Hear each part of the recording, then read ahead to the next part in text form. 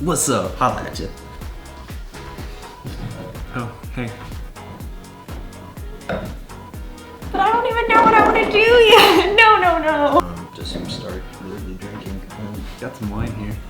Just try everything. Bishop's ring.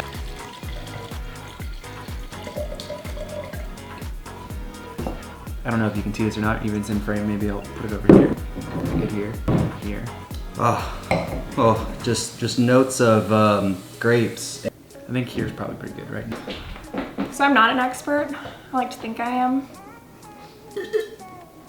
Almost missed my face, it's fine. So we're gonna fake it till we make it, okay? 5 tips to make anyone a wine expert. Probably not what you're thinking. Yeah, I've been drinking all of 3 days. 21st birthday was, a few days ago.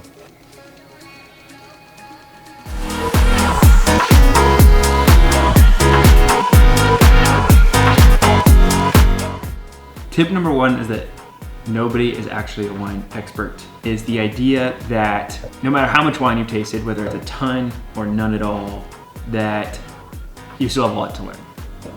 I keep looking at a distance thinking like I'm gonna pull out what I'm trying to say. I should look at the camera because you want to hear it. I hope you want to hear what I have to say.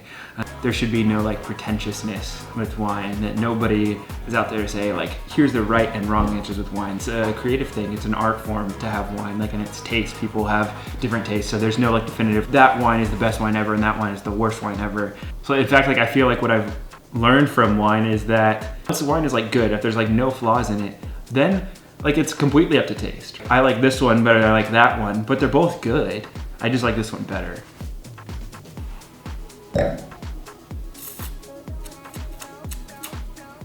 Okay.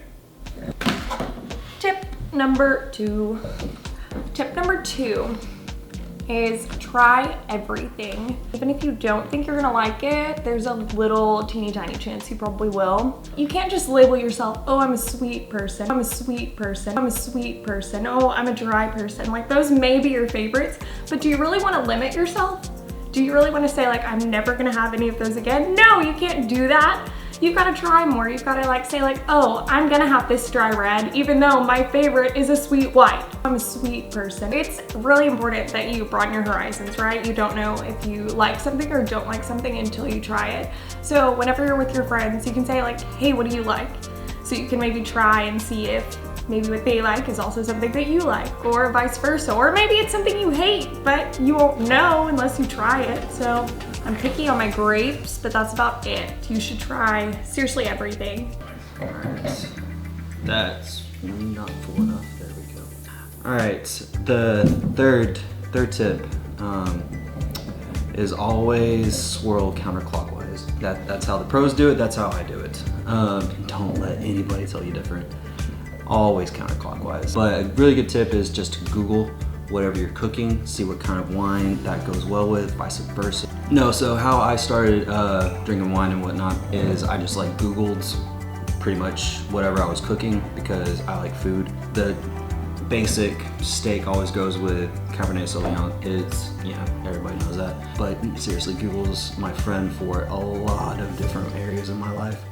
Like where to go to school, how to make friends, how to make jewelry, DIY t-shirts, obviously. Google is your friend. If you don't have internet, go to your public library. Also just look up the story and the history behind each wine. Look up the story behind Cabernet Sauvignon. It's actually kind of really cool. Find out how Pinot Noir came to Oregon. That kind of stuff, I'm a huge nerd, so that might just be me and not you. And history and wine together. If I could have had a glass of wine in history class, I guarantee you I would have made way higher grades. Don't drink in school either. This is probably the most fun tip, is visiting your local winery or any place around you that is really involved in the making and the growing or just the history of wines. You get that personal experience where the people actually know and care about what they're producing. They're involved in the quality and they pour their lives into it. You're having a deeper experience with what you're drinking. So nothing really makes you appreciate the wine more than seeing exactly where those grapes came from. You can look at the grapes and say, what I'm drinking now is a product of what was grown 5 feet that direction. Like, how cool is that? Very cool. Also, the prettiest sceneries that you could possibly find. I mean, hills go on for miles, just like the green, lush grass, or during the fall, the leaves, and you can't beat those sunsets. Tip number 5 is cliche, but it's the truth, is that wine is best served with the 2 F's, food and fellowship. So if you want to enjoy wine, the reason that enjoying wine is important is not only because alcohol gets you drunk, also because alcohol is a gateway drug. No, that's not it. The reason that enjoying wine is important is because it's what's going to keep you interested. It's going to keep you entertained. Enjoying things, I think, is a good thing. You should want to enjoy things, particularly things that are made and are creative, like wine. Enjoying wine is important because it's going to make you want to learn new things, and it'll help you retain information, right? Hopefully you enjoy wine so you want to be a wine expert. Hopefully there's nobody out there that's just trying to be a wine expert to be a wine expert's sake, because that will make you pretentious and nobody wants that. Tip number 5 is that wine is best served with food and fellowship, and that's important because that's how you really enjoy it. You're gonna enjoy that wine brings you together with your friends, and like Courtney was talking about, if you know a lot of different wines from trying a lot of things and your friend asks you, hey, what do you think of this Riesling? Like, you'll be able to have a conversation about that, and it brings people together. That is when life is at its fullest, in a sense. When you've got a nice wooden table like this, you've got 5 or 6 friends around you, you open a bottle of whatever's around. Whatever it is, if you're enjoying it, you're gonna wanna know more about it. And over time, the information builds up and builds up to where you get to be experienced. The word wine expert, and I don't want to take away from people that have spent these years studying, they know all this, there's something called master sommeliers that are experts in wine, they know a lot about it. So those people exist, but there's no social stigma of you have to be a wine expert to be someone that appreciates wine. We can all appreciate wine.